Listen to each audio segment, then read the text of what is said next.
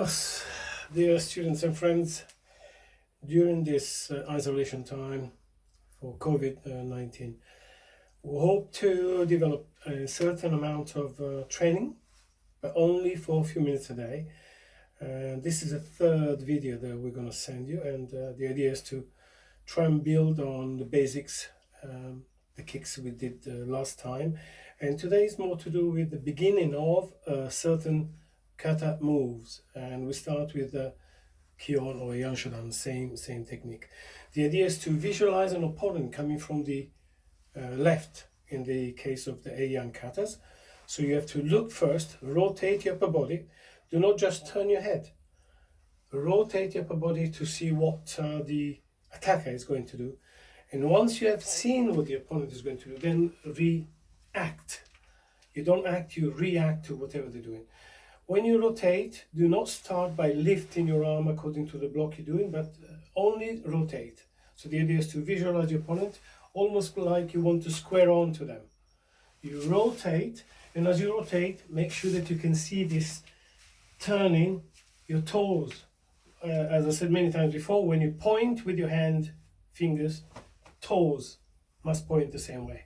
That means that your knee is also pointing to the same direction as the opponent, or going against the opponent. So when you start, you turn your upper body, then prepare the technique.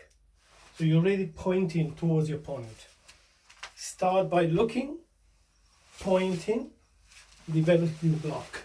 Whenever you rotate, don't turn your feet. Only rotate by pushing.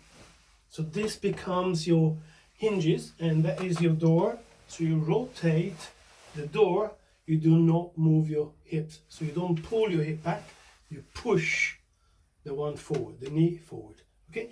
Back knee also, I'll do it this way so you can see better. When you start, you look, you turn your body towards, so you'll square on to the opponent. Look, square on, block. When you block, you rotate far enough that you cannot see your back fist, your back elbow. So not here, but further back. Back line also, the back is this side here. So your block finish in line with the rest of the body. It doesn't go past your body. Stops in line and facing your opponent. So as I said before, look, point, finish with the rotation. The eyes always look towards the level of the opponent's eyes. So don't look down if it's a downward block. Don't look up if it's an upward block.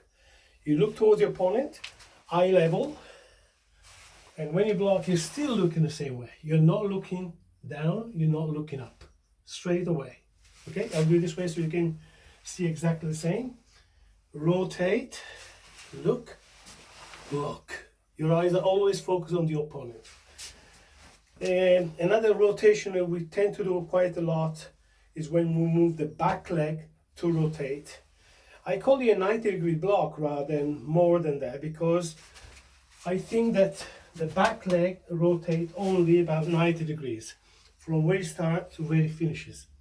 So don't think too much of how the body is rotating, only think of your back leg rotating, the amount of space that covers, the amount of ground that the back leg covers when turning.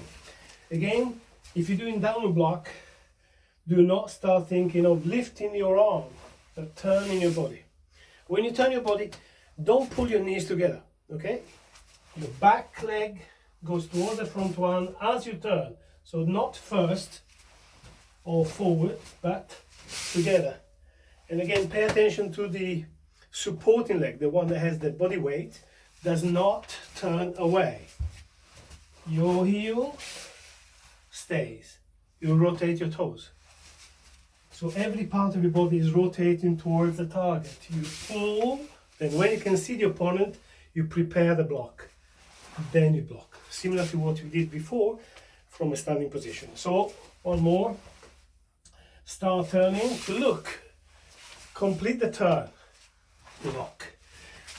Another way that I tend to teach people to turn is to use the supporting arm, or rather the pointing arm, not the blocking arm or the attacking arm, to make the turn better. So aim to use your right arm in this case when you move your left leg. Right arm. Right arm is the one that allows you to rotate better. Again, not knees together, not feet together. Your back foot travels towards, then away from. So keeping this much distance between knees in between. Okay, not in, out, step. Especially not there, then turn. The best way to break your legs or offer a leg to the opponent. So the other turn that we tend to do is when you do shuto from a Zenkutsudachi moving into Kokutsudachi. Rotation is not that dissimilar to the one I just did, from Zenkutsudachi to Zenkutsudachi, front stance to front stance. Again, you rotate first, same idea. Then open, then step. Knee bending area doesn't change at all. So from the first position to the next position, the bend doesn't go back. Keeps the same direction. So I'll do it this way so you can see better. I turn, then as I step, this one rotates as you step forward, then twist. So keeping the same knee position from Zenkutsudachi to Kokutsudachi. Knee position, stay, okay? Stay, okay? Try and keep it this way rather than inward. Knee position forward. Another turn that we tend to do quite a lot is from facing one side to facing the other. So moving, let's say, from left to right. If your position of Zenkutsudachi is here, so rotating from facing to your left to facing to your right, don't go 2 feet together. Okay? Again, if you're doing Zenkutsudachi to Zenkutsudachi, pull, but only halfway, then finish the next one. Pull only halfway, then push. Again, supporting leg, changing from front one to back one, turning to a new position. Again, turning your toes towards the target. A, B, don't start thinking too early of the block. Even if it's a shutoke, don't start by pulling, but only moving your foot back. Then prepare, if it's shuto this way, of course, if it's geramborai, this way. So the main difference is what you do next is either shuto or geramborai, or whichever block you do, try and keep this position. It's almost like a nekoashidachi, cat stance. So backward, towards, forward. Backward, towards, forward. So forward and into back stance doesn't change much. It's still back stance. Don't make it to follow, okay? Stay there. Next one that we do quite a lot of, and is still very hard to perform well, is the number 7 move of Heian Nidan. So you finish your last, that's the way, back stance, and you look back to see the next opponent. So back stance, body weight on the back leg, to body weight roughly in the middle. So you're not going 2 feet together. Again, under the body, then prepare by pulling your right foot, in this case, next to the left knee. So from back stance, ready position. Then keagi uraken, and as you come back, prepare land. This is the one you have to look for. Okay, so pointing same direction, pointing the opposite direction. So looking, okay, try and think of this action. From there, you move your back leg, to look at your next opponent. You prepare, you kick and pull, shuto. I'll do the action much slower next. So step, pull, and shuto. Your back foot goes back with the rest of the body. Landing and turning, landing, turning. Kick, pull. This action back, ready to to shodan. Not 1, 2, 3. Together and out. Together and out. Into shodan. Okay? The one I find that most people have problems with rotating is after the first shout in a yondan. So number 13 to 14. You finish uraken and koza dachi.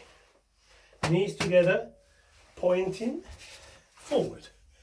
You rotate. When you rotate, you have to remember to move your toes towards your opponent. Okay, so rotate. Everything is rotating at the same time. When my arm move, my foot move. Arm, foot. Look cross. Don't pull. The distance between uraken and, in this case, is only a ready position. It's not quite going to kake uke yet. Uraken, kake uke. There is no pulling or pushing. Just opening. Right arm, right foot. Right arm, right foot. Left arm, left foot. Okay? So you initiate with the right, finish with the left. Initiate, together. Only rotation, not pulling and pulling, pushing, pulling, opening too much. Right in front, left. As you move your foot, move your legs. Everything finish same time. The other one is a tricky one, is the Heian go down when you turn from Murotyuke. So you finish again facing the opposite way. I'll do it this way first so you can see better. Okay, Murotyuke this way. You look again. You're not moving the rest of the body. You look first from Murotyuke back. You start preparing your arm. The moment your left hand start to move down, your left leg move. Not before, not after. They must move together. One, they're moving together. They finish together. Watch back foot, okay? So Murotyuke, start, squeeze, squeeze. Both arm, leg, together. Okay, so there's a crossing from Murotyuke here to pulling, pushing, finishing, squeezing, then pulling back. I'll do it from the opposite side so you can see better what the legs do. Murotyuke, number 20. You look back, you prepare, you squeeze, then you pull. Okay, I'll do it again one more time slowly. So rotate, prepare, rotate back foot together. So right hand, right foot together. Again, forward, not across, not down. Forward, backward, in front of your face.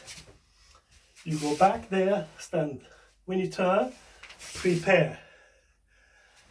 Right arm, right leg, together. Then you move inward and squeeze your thighs. Then pull upward. And then you can come back. One more time from facing the opposite way, yeah? So look, prepare, squeeze. Uchiuke gedanbarai. Back, turn, point. Shuto, uchiuke, nare. And yasute. I think this is enough for you to practice. Again, don't practice everything at the same time. Pause the video, practice the first part. Then the second part, third part. Try and work on slowly, coordinating legs and arms. Practice, but above all, stay safe. Us.